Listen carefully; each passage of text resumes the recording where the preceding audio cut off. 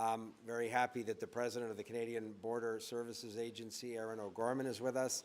Et toujours un plaisir d'être avec le commissaire de la GRC, Mike Duhem. Je remercie le commissaire Duhem et la présidente O'Gorman pour leur travail au fil des dernières semaines et des derniers mois. Et je suis très heureux d'annoncer des mesures qui étaient dans l'énoncé économique de l'automne hier. Le Canada et les États-Unis entretiennent depuis des décennies un partenariat sans pareil, tant au niveau économique qu'en matière d'application de la loi. C'est un partenaire qui est immensément bénéfique pour les citoyens de nos deux pays et qui a permis de faire de l'Amérique du Nord un des endroits les plus sûrs et les plus prospères au monde. L'importance de ce partenariat devient particulièrement apparente lors des moments difficiles. Au cours de la dernière décennie, nous avons dû faire face ensemble à deux crises majeures, la crise migratoire et la crise des opioïdes. Malgré notre géographie, nous ne sommes pas à l'abri des impacts de ces crises d'envergure planétaire qui ont un impact direct sur le quotidien de nos citoyens. Ces crises se font ressentir dans nos deux communautés, mais elles se déroulent également à nos frontières. C'est pourquoi, au cours des dernières années, nous avons considérablement renforcé notre capacité de collaboration afin de mieux lutter contre le crime organisé, le trafic de drogue et les réseaux de passage clandestins. Et aujourd'hui, nous annonçons un renforcement considérable de 1,3 milliard de dollars pour nos mesures frontalières, un renforcement qui se fonde sur les mesures et les partenariats que nous avons mis en place au cours de notre mandat. Our new border plan, backed by an investment of $1.3 billion, will secure our border against the flow of illegal drugs and irregular migration, while ensuring the free flow of people and goods that are at the core of North America's prosperity. It's composed of 5 pillars: detecting and addressing fentanyl and its precursors, significant new tools for law enforcement, improving operational coordination, improving information sharing, and minimizing border volumes to the United States. I will lay out the measures pertaining to public safety, and my colleagues Mark Miller and Yara Sachs will speak to the measures stemming from their portfolios. To detect and address fentanyl and its precursors, we will invest in new technology, tools, and human resources. Our investments will enable the Canada Border Services Agency to deploy new chemical detection, imaging, and artificial intelligence-powered tools, as well as new canine teams to better detect illegal drugs at ports of entry. As well, Health Canada will ramp up their investigative capacity to be able to assist law enforcement in determining the source of the drugs and accelerate the regulatory process for banning these precursors. On the second pillar, which seeks to bolster our law enforcement agencies' ability to ensure the continued integrity of our border, we will invest in the deployment by the RCMP of a new aerial intelligence task force comprised of helicopters, drones, and mobile surveillance towers. This new task force will provide round-the-clock surveillance between ports of entry and complement existing foot and vehicle patrols. In addition, in the fall economic statement, we're proposing to expand the Canada Border Services Agency's mandate to allow border officers to legislatively inspect exports the same way they do imports, but enabling us to crack down on the domestic production and export of illegal drugs like fentanyl. In carrying out their mandate, the CBSA and the RCMP interact daily, and literally daily. The Commissioner and the President of CBSA talked to me about ongoing daily interactions with their American law enforcement partners. That operational cooperation is incredibly important, and we're always looking at ways to deepen that collaboration. That was the essence of my preliminary conversation with Tom Homan, the incoming border czar in the Trump administration. We discussed the importance of strengthening and deepening that operational collaboration. It's good for the taxpayers in the two countries, but it's also good for the public security of both countries as well. So to that end, we will propose to the American partners the creation of a new North American Joint Strike Force to target transnational organized crime. This new Joint Strike Force could include, for example, support in operational surges, dedicated synthetic drug units, expanded combined forces special enforcement units, bi-national integrated border enforcement teams, and new technical operations capacity and related infrastructure.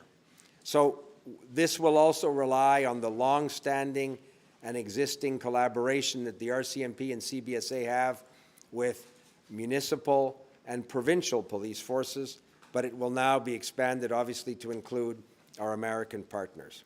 Just like operational coordination, information and intelligence sharing agreements are at the very heart of our ability to keep Canadians and Americans safe. Through our border plan, we will work to expand and deepen those existing agreements. As an immediate step, we're proposing through the Fall Economic Statement to amend the Sex Offender Information Registration Act to enhance the RCMP's ability to share information about high-risk travelers with domestic and international partners, obviously including the United States.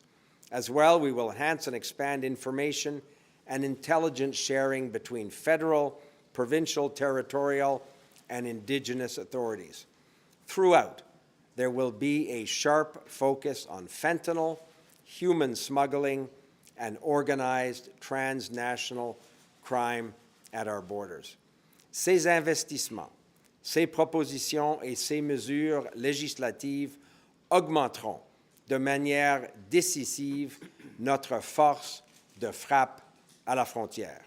Je vais maintenant passer la parole à mon collègue, le ministre de l'Immigration, Mark Miller.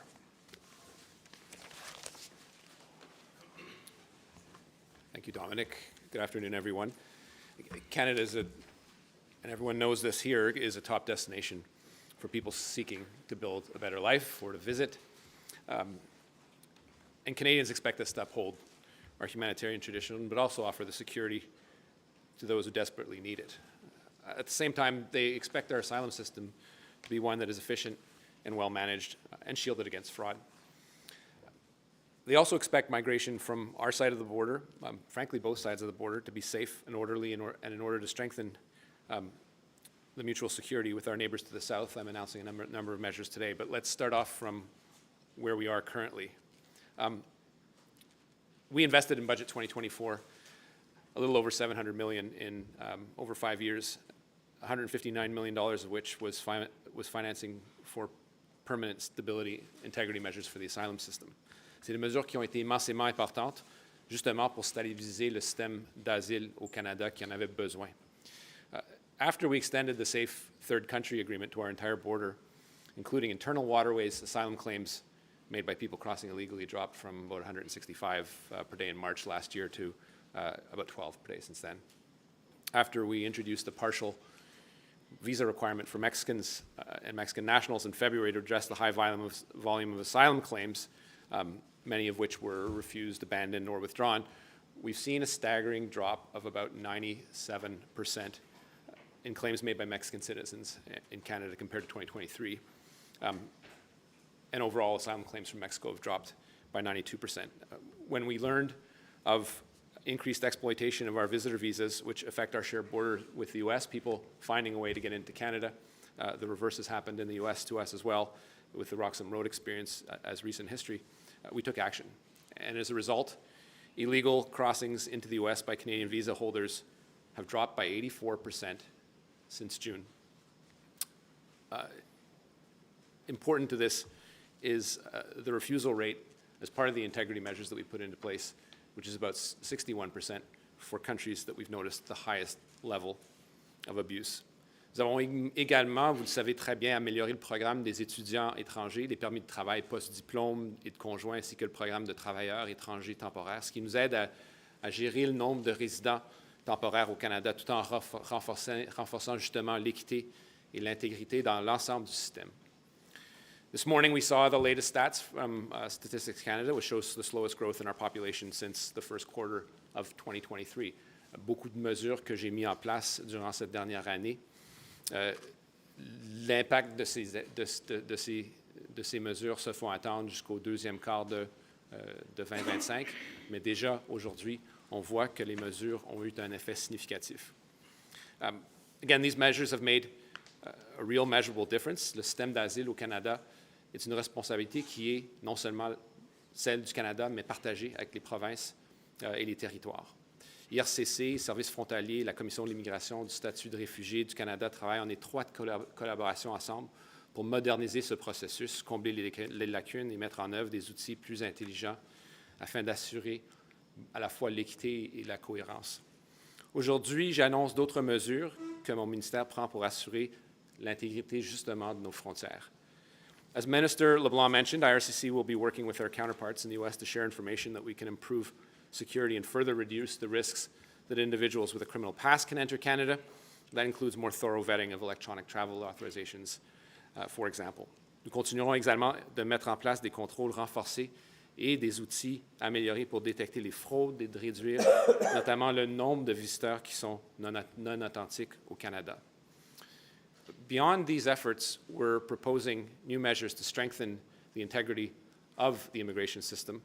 The first is to put an end to an irritant with the U.S., which is a practice known as flag polling, people that leave Canada with no intention to go back, no intention to spend any time in the U.S., but then immediately go back in to get quicker processing at the border, where they would have to wait in Canada. Flag polling uses up valuable resources on both sides of the border, slows border traffic, and prevents officers on both sides of the border from focusing on more critical tasks.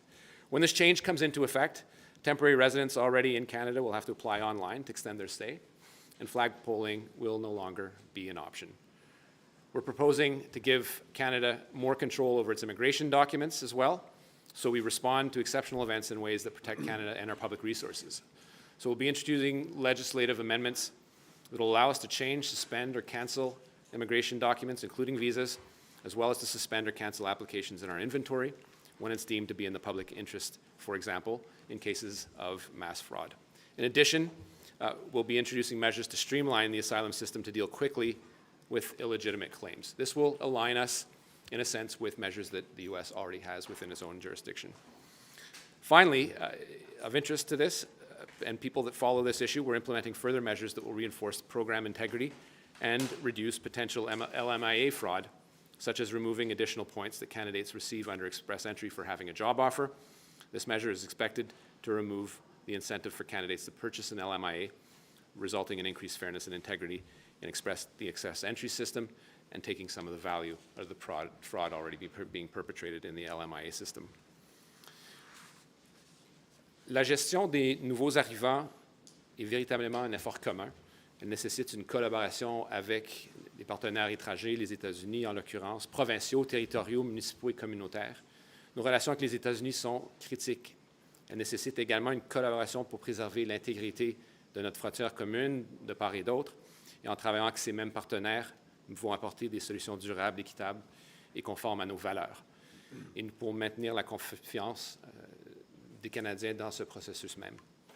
To anyone considering entering Canada illegally, as we head into the coldest months of the winter, we want to make it clear that trying to cross Canada between our official ports of entry is dangerous, and it will, in almost cases, render any subsequent asylum claim unsuccessful. I now pass the microphone over to my colleague, Gary Sachs. Thank you. Notice what a nice suit you're wearing. Thank you, Mark. Thank you, Dom. Thank you, Mary. Hello, everyone. It's really important that I'm joining you here today with colleagues to talk about next steps. As the Minister of Mental Health and Addictions, it's a top priority of mine that we make sure we deliver comprehensive and collaborative strategies to address the overdose crisis in Canada. It's impacted so many communities and families across this country. But we need to recognize that this crisis is driven by an illegal toxic drug supply made up of dangerous substances, particularly fentanyl. And tackling this crisis requires us to use every tool at our disposal. And with today's announcement with colleagues, we're adding another tool in our arsenal in this fight. Health Canada plays a critical role in supporting law and border enforcement to counter the threat of illegal drugs and to keep our communities safe. Community safety and public health need to go hand in hand. Health Canada's Drug Analysis Service operates laboratories across Canada that analyze drugs and substances for law enforcement and drug prosecutions. That's why today we're investing $77.7 million to expand our capacities and strengthen our regulatory capabilities so that law enforcement has the tools that they need to stop the production of illegal drugs and criminals in their tracks.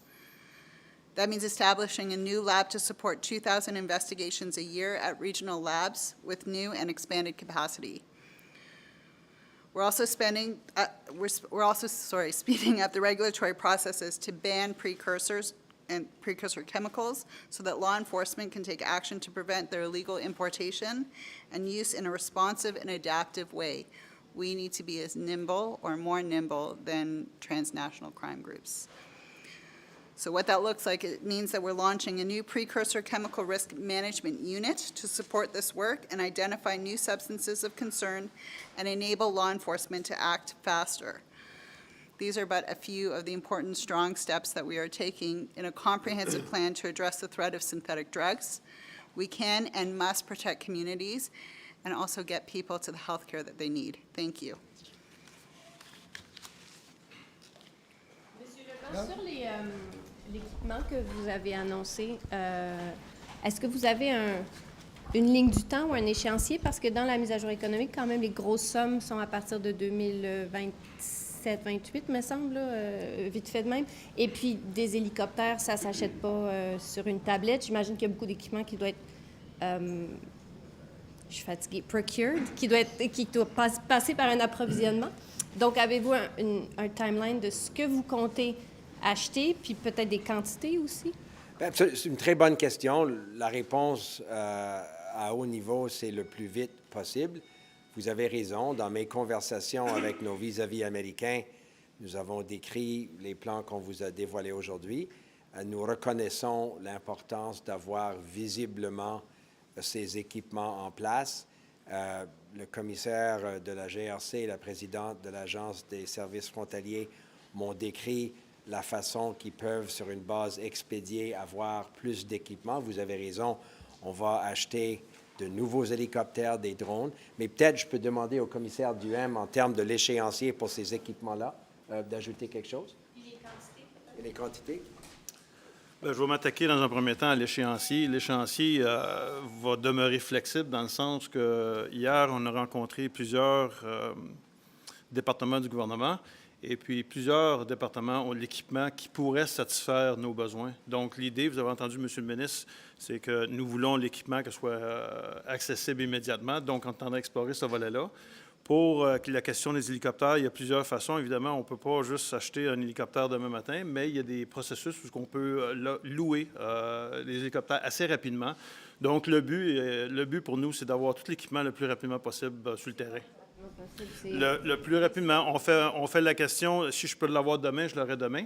On fait encore l'inventaire de qu'est-ce que les départements ont et qu'est-ce qui satisfait nos besoins. Ensuite de ça, il faut arrimer toute la technologie dans un centre opérationnel. Donc. What you're hoping to buy? So in English, We had a meeting yesterday with other government departments that have some of the technologies that could assist us.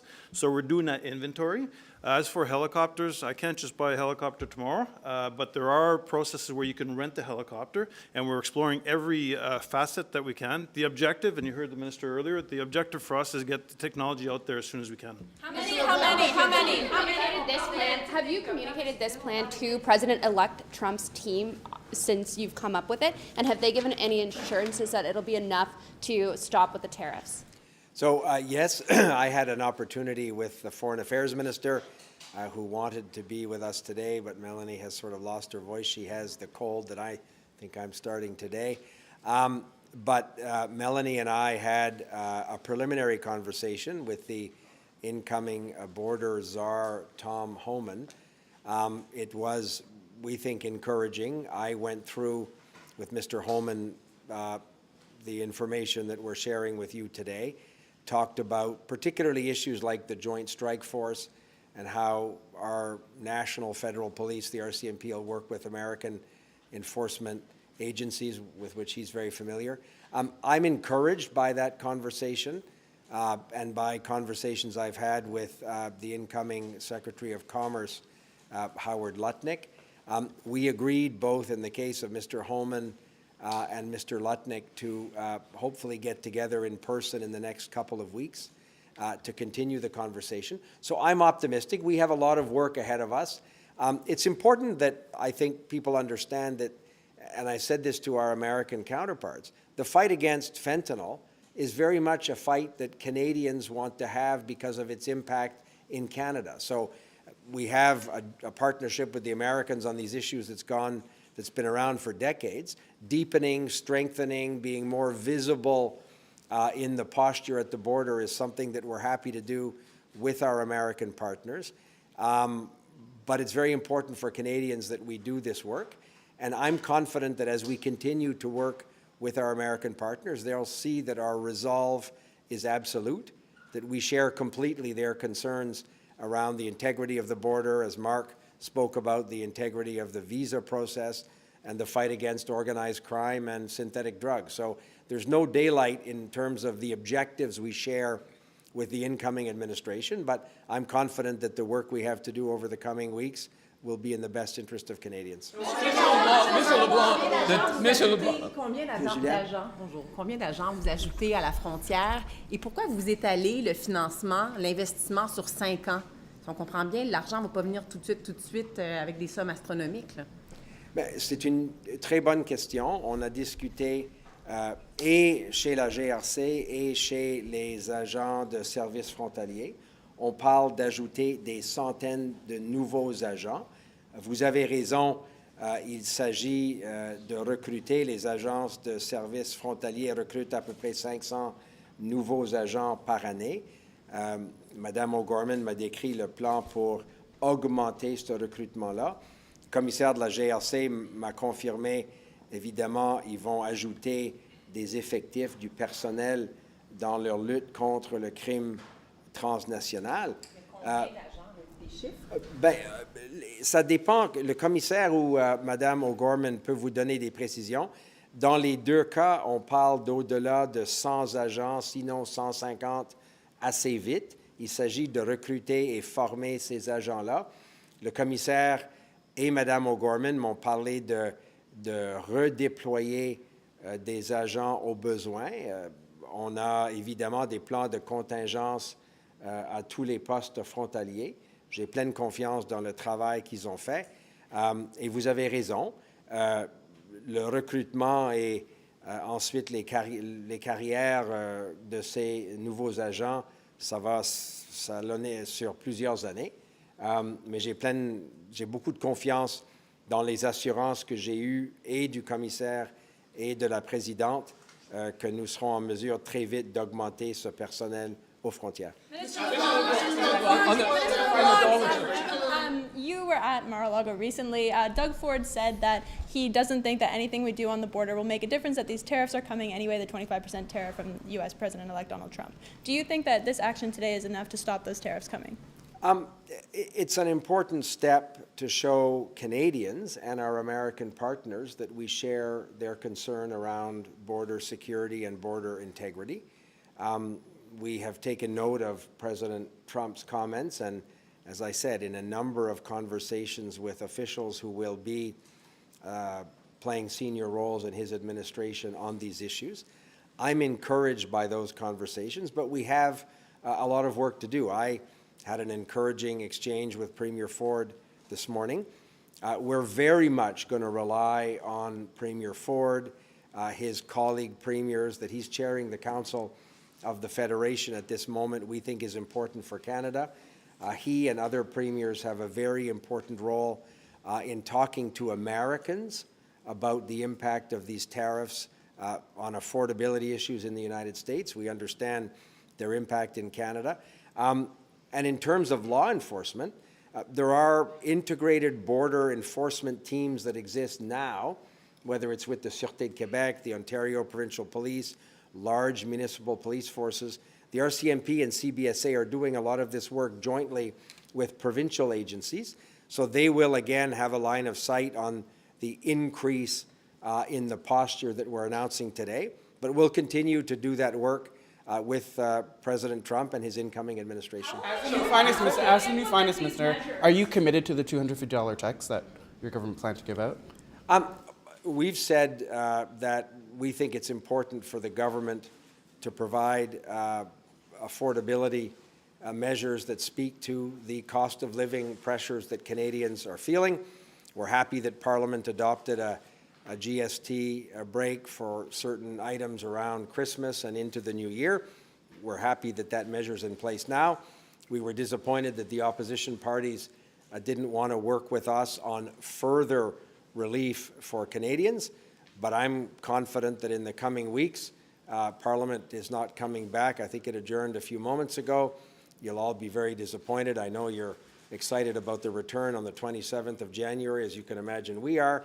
But between now and the 27th of January, we'll be hard at work, including talking to our opposition friends about what measures they would support that will speak to the cost of living that Canadians are facing. So I'm optimistic always that Parliament will find a way to support Canadians at a difficult moment, but I also know that we have a minority government. I left my television on till the end of the broadcast in 2021. It's a minority parliament, so we'll work with opposition parties in a collaborative way.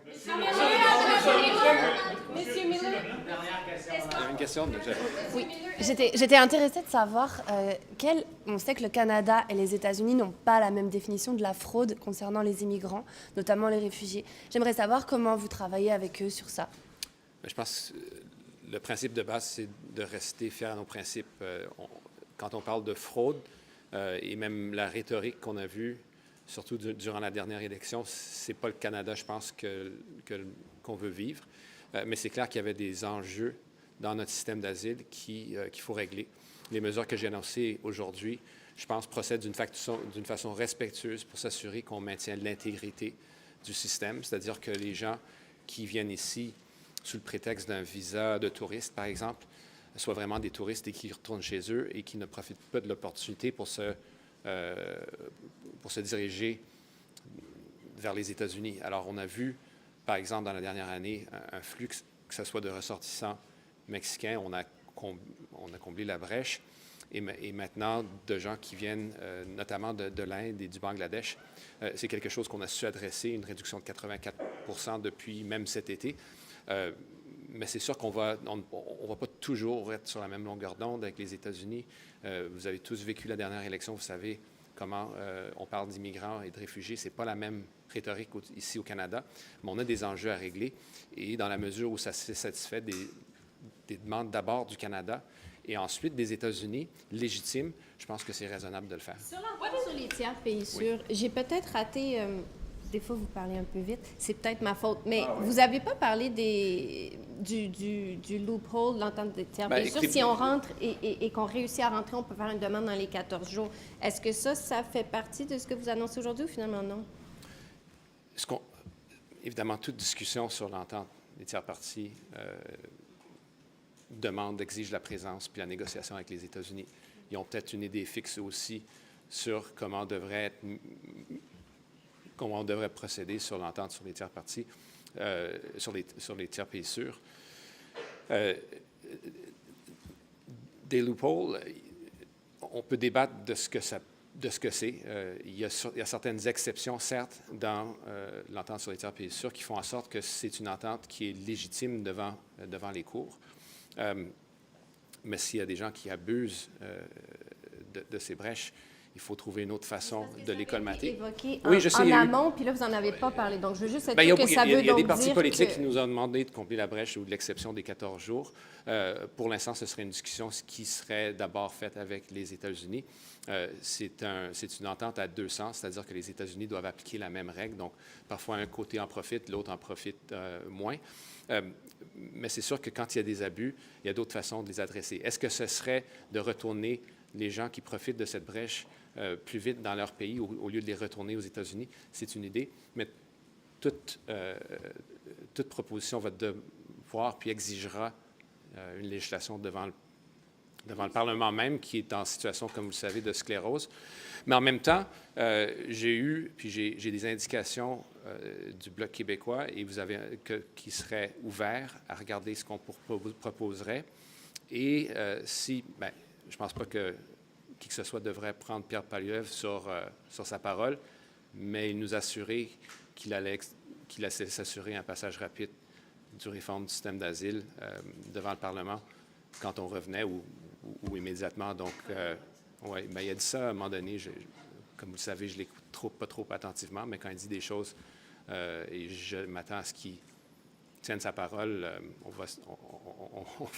on va s'assurer de s'en souvenir quand il changera ses idées. When are you going to get the task forces up and running? When are you going to get the Is there another task question? forces Like, up and running? I I want to just know a timeline, or when do you think you'll have these proposals all implemented? Dominic has said as quickly as Strike possible. force, the joint strike force, you mean? Any of them. A timeline on anything, I'll take it. Yeah, any timeline. Is this all going to be implemented at the same time? There's already some work ongoing. Do you want Mike? Do you want it? Commissioner, did you notice that Mark Miller and I are wearing the same uniform as well today, too? I was going to comment. Mike, do you want to? We have a uniform too, Mike. So just to explain about the strike force is we currently have officers across the country that work on multiple commodities, and what we want to do is we want to develop specialists in the world for fentanyl. That would include not only RCMP, but have law enforcement partners at the table working together, not only on the national scene, but on the international scene as well. You might recall the success we had with Giant Slalom with the FBI. We want to replicate that and have more people abroad working where the source countries are and having an impact. Do you have the bodies to do that right now? Like if you wanted to do it tomorrow? Well, you heard the minister earlier. We're looking at in excess of 150 new resources for the organization. I can reprioritize some of the resources that we currently have to focus on fentanyl, and that's going to be a work in progress. The team is working on finalizing the plan. Merci, thank you very much. Votre rôle de ministre des Finances, s'il vous plaît, M. Leblanc. En tant qu'acadienne, je vous supplie.